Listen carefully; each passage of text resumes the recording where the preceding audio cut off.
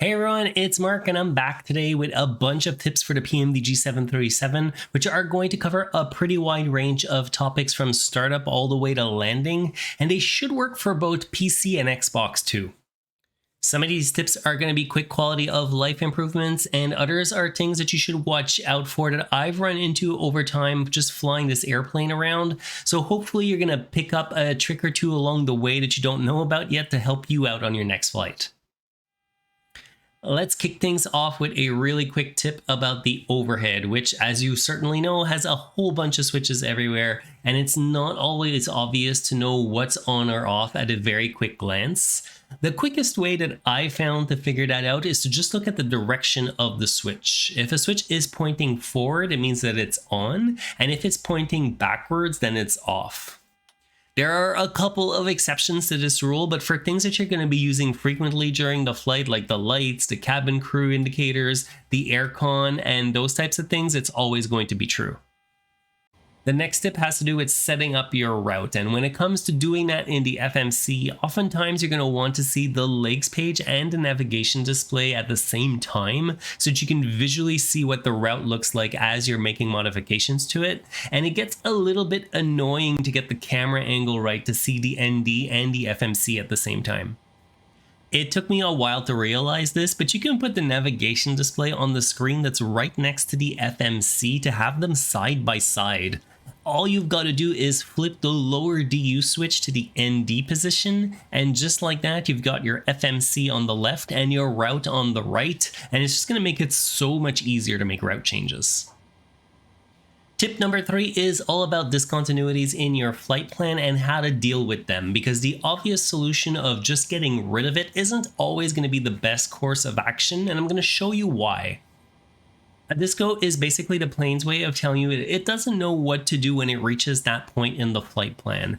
The easiest way to get rid of it is to just tell it to go from the previous waypoint to the next one, and you can do that by just clicking on that next waypoint to load it into the scratch pad and plugging it in on top of those empty boxes. You have to be careful when you do that though, because you could end up with a waypoint that gets marked as bypass, which you can see right now, and that means that it's going to skip it because the plane can't make the turn that you're asking it to do. This typically happens when you remove a disco between the arrival and the first waypoint of the approach, and it's really not a good thing when you're coming into land because it's going to make that approach a whole lot shorter and basically impossible to land properly. In that situation, it's actually best to leave the discontinuity in the flight plan, but if you've already removed it, there is a way to bring it back. The easiest thing to do is to add any waypoint to the route. I always use LAX because it's very easy for me to remember, and I plug it in right where the discontinuity used to be. Once that's done, I've now got the LAX waypoint in my flight plan, but I also have a discontinuity back as well. So I can delete that LAX waypoint and my route is going to be back to where it was originally with a discontinuity between the arrival and the approach. I then fly that segment of the route with heading select, and I give myself plenty of room to be able to turn around onto final. And if you need more details on how to do that specifically, make sure to check out my landing guide for the 737 because I explain it in detail. The last tip that I want to point out for the FMC is if you end up screwing up your flight plan completely and you just don't know how to fix it anymore, you can always start over from scratch pretty easily. If you go back to the route page and you just re-enter your origin waypoint, so for example, in my case, it's going to be KLGA, and I plug that back in right over the top of where it already says KLGA, you can see that it's going to wipe my destination. And if we were to go have a look at the route page and the legs page, you're going to see everything's reset itself and it's just completely blank, so I can just start all over again. The 737 is fairly picky about how it wants to be set up for takeoff, and there's nothing worse than getting onto the runway, pushing the throttles all the way to full, only for it to start beeping and screaming at you that you forgot to do something. A lot of airliners have a takeoff configuration check button you can press before takeoff to make sure that it's all set up properly, but the 737 doesn't have this. Instead, you have to blip the throttles to almost full, and if something's wrong, it's going to beep and flash a warning annunciator at you. At that point, there's a few things that you need to check. First off, make sure that the spoilers are not armed by clicking on the topmost position to reset them. Then you want to make sure that your flaps are set to position 5, and again you can just click on the number 5 to reset them properly. And so long as your parking brake is off and you do another configuration check, you should be set. The only other thing that's worth checking, even though it won't cause a takeoff config check, is that the auto throttle is still armed. I've seen it flick itself back to off when I'm taxiing out sometimes, and I haven't quite figured out why yet. We're going to get back to the video in just a second, but I want to remind you to hit the like button if you haven't already. It's going to do me a really big favor, and it's going to help other simmers discover these tutorials as well. And if you have any questions, feel free to pop them in the comments. I do my best to help out everyone who writes me a message. The next tip is for descending with VNAV, because it's actually really easy to go by the top of the descent marker without realizing it, and if that happens, the plane won't descend since the altitude on the MCP is still set for cruise. Changing the MCP altitude after you've gone by the top of the descent marker is going to put the airplane in VNAV Alt, and it won't actually start descending. You can fix this pretty easily though by just pressing the altitude intervent button. That's going to give the plane the cue to start descending and switch back into VNAV path. At that point, you're best to check how far off you are from the ideal glide path by checking the vertical deviation that's at the bottom of the navigation display.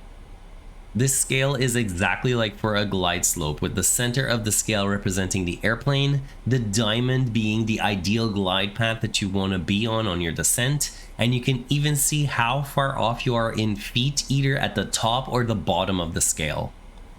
If you're well above the glide path, you might get a warning on the FMC that the plane needs more drag to slow down, and at that point you can use the speed brakes to help you out. And if you're in really bad shape, there's always the flaps as well, with the max extension speeds that are listed right under the gear lever.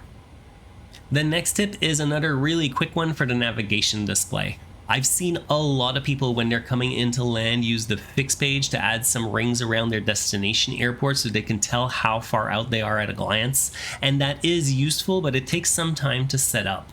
I prefer to do it a different way, which is a lot faster, and it's pretty much just as good. If you press on the center of the range button, it's going to show you rings around the center of the airplane, and the range of each ring is going to depend on what the dial is set to.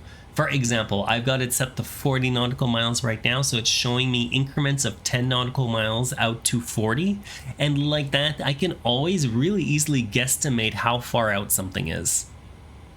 My last tip is for landing, and one thing that's important to know about if you're trying to land with either an ILS or a localizer is that you might have a hard time picking up the signal from the absolute end of the approach chart, especially if it's more than 20 or 25 nautical miles out.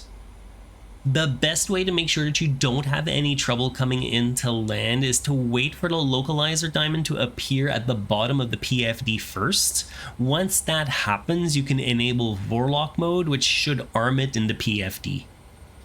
The glide slope usually comes alive a bit after that, and again, wait until you see the diamond on the right side of the PFD before pressing the approach button. Otherwise, you could end up in a weird mode and it won't capture along the glide slope, and it'll be really hard to get it down to the ground. If you need more help with the 737, you can check out my quick start guide or the 3-part deep dive series that I've released. And lastly, please make sure to hit like and subscribe on your way out.